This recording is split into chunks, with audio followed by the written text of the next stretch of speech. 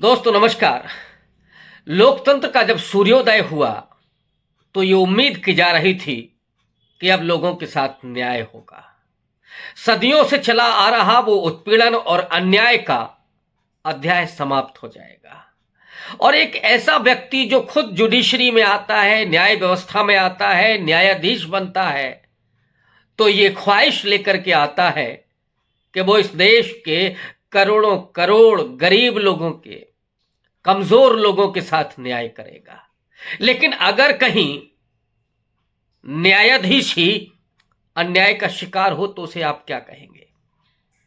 ये स्थिति आज पूरे देश में सुर्खियों में है।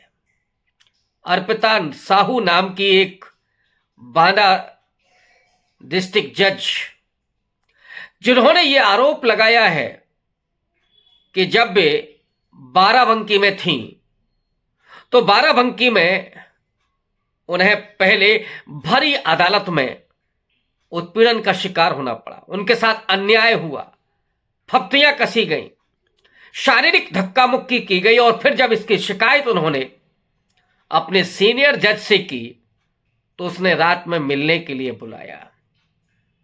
अर्पिता साहू ने बड़ा दुखी होकर के लिखा है कि गोया हम कीड़ा हैं, हमारी कोई हैसियत नहीं है। हमने सोचा तो यह था कि हम इस न्याय व्यवस्था में लोगों के साथ न्याय करेंगे, लेकिन आज की तारीख में हम ही न्याय के लिए भटक रहे हैं।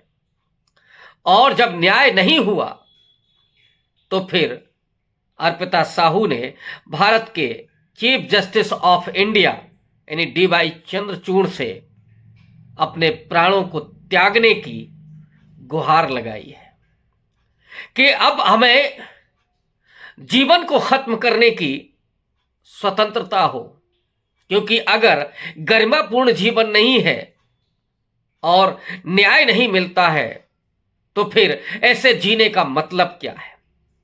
अर्पिता साहू ने उन तमाम महिलाओं को जो कामकाजी हैं उनके लिए लिखा है कि उन्हें कामकाजी स्थल पर उत्पीड़न का शिकार होने की आदत डाल लेनी चाहिए, क्योंकि उनके साथ न्याय नहीं हो सकता।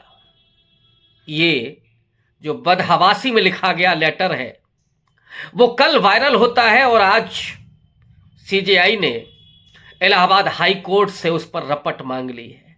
तो क्या अब अर्पिता साहू पर जो दबाव थे, जो उत्पीड़न हुआ, उनका जो अन्याय हुआ, क्या उनको न्याय मिलेगा?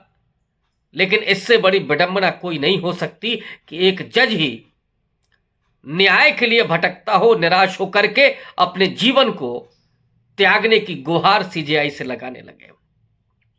मित्रों, आपने 2013 के आसपास वो नारा सुना होगा। मैं मित्रों शब्द का इसलिए इस्तेमाल कर रहा हूं कि बहुत हुआ महिलाओं पर अत्याचार, अब की बार मोदी सरकार। और फिर एक सरकार को, एक व्यवस्था को रामराज्य भी कहा गया। क्या इसी को रामराज्य कहते हैं? मध्यकालीन इस शब्द के अपने आज जो मायने हैं वो हैं समता और न्याय के साथ गरिमापूर्ण जीवन व्यक्ति को मिले। जो कमजोर है उसे संविधान संरक्षण देता है।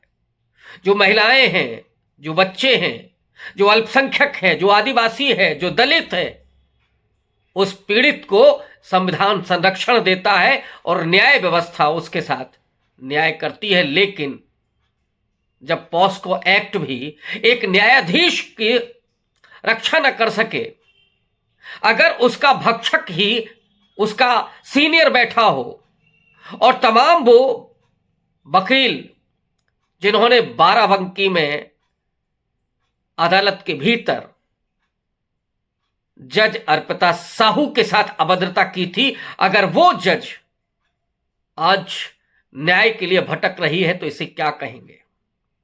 क्या ये लोकतंत्र में आप जायज समझते हैं? क्या इस लोकतंत्र पर सबसे बड़ा ये सवाल या निशान नहीं है?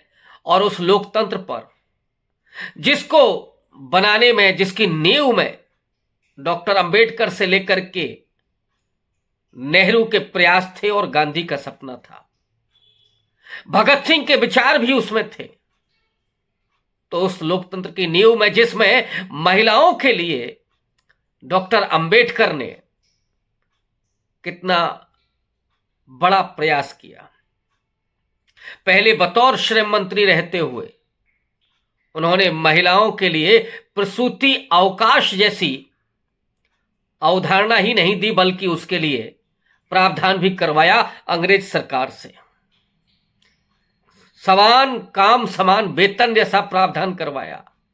पहले महिलाओं को उसी काम के लिए कम वेतन मिलता था और प्रसूति अवकाश की तो कोई संभावना ही नहीं थी, यानी प्रेगनेंसी पीरियड में छुट्टियां मिलने का तो कोई प्रावधान ही नहीं था, लेकिन ये डॉक्टर अंबेडकर ने कराया।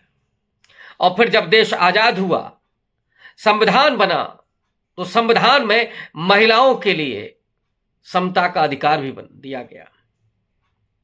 लेकिन महिलाओं को कुछ अलग से भी अधिकार देने की जरूरत थी।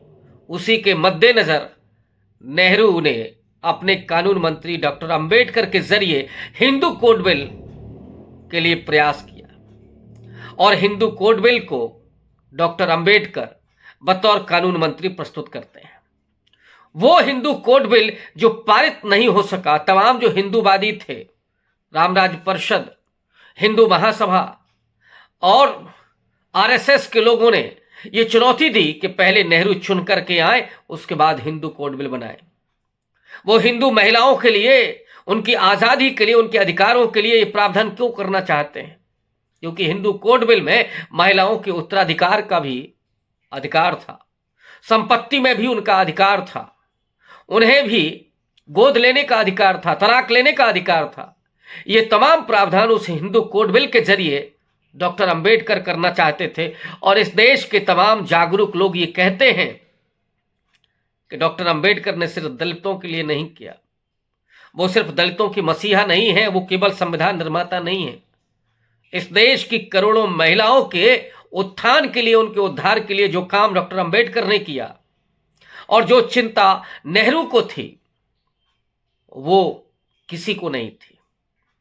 इसलिए कुछ लोग तो यहां तक कहते हैं कि महिलाओं को, खास करके जो कामकाजी पढ़ी लिखी महिलाएं हैं या जिनके पर्दाएं हट गई हैं, सती प्रथा का अंत हो गया है, बाल विवाह खत्म हो गया है, कहीं कहीं भले ही जारी हो, लेकिन अगर उस पर कानूनी अंकुश है और महिलाओं को आजादी है पढ़ने लिखने से लेकर के नौकरी करने तक, पार्लियामेंट में जाने तक, तो ये डॉक्टर अंबेडकर की देन है। और महिलाओं को तो डॉक्टर अंबेडकर के चित्र पर रोज माल्यार्पण करना चाहिए, ऐसा कुछ लोग कहते हैं, क्योंकि ये आजादी जो उनको मिली है डॉक्टर अंबेडकर की बदौलत मिली है।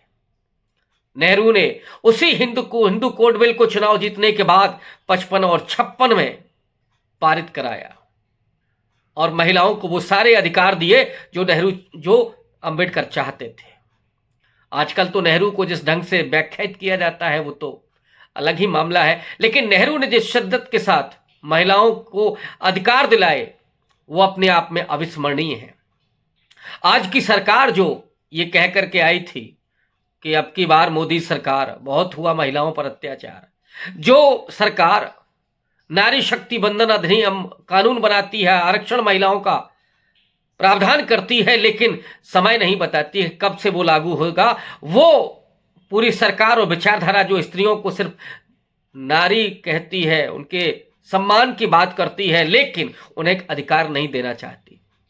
उनके लिए वो मनुष्य नहीं है, वो देवी है, हालांकि असल में कि जिंदगी में वो दासी बन जाती है। तो उसको देवी बनाकर के पूजा तो करना चाहते हैं, लेकिन उसे मनुष्य रूप में उसके अधिकार नहीं सुनिश्चित करना चाहते। अभी एक ही दिन पहले स्मृति ईरानी, महिला और बाल कल्याण विकास मंत्री, उन्होंने क्या कहा कि महामारी के समय अब महिलाओं को पेड लीव की जरूरत नहीं है। अब आप समझ सकते हैं कि इनका वश चले तो ये प्रसूति अवकाश को भी खत्म कर दें और समान काम समान वेतन के प्रावधान को भी खत्म कर दें और महिलाओं को दहलीज के भीतर सीमित कर दें, क्योंकि ये महिलाओं के सम्मान, उनको देवी तो बनाना चाहते हैं लेकिन मनुष्य नहीं बनाना चाहते हैं। तो जिस राज्य में, जिस प्रदेश में एक स्त्री जज अपने लिए न्याय की गुहार कर रही हो, वो तो ट्विटर पर ट्रेंड करने के बाद और ये चिट्ठी वायरल होने के बाद सीजीआई ने इलाहाबाद हाई कोर्ट से उसकी रपट मांग ली है, वरना ऐसी न जाने कितनी महिलाएं, सैकड़ों नहीं हजारों महिलाएं घुट घुट करके या तो नौकरी छोड़ देती हैं या फिर जीना सीख लेती हैं उसी तरह और कीड़े मकोड़े बन करके रह जाती हैं। इससे ज्यादा और विडंबना इस सत्ता के लिए कुछ नहीं हो सकती और समाज के लिए कुछ नहीं हो सकती है। बहुत शुक्रिया, धन्यवाद।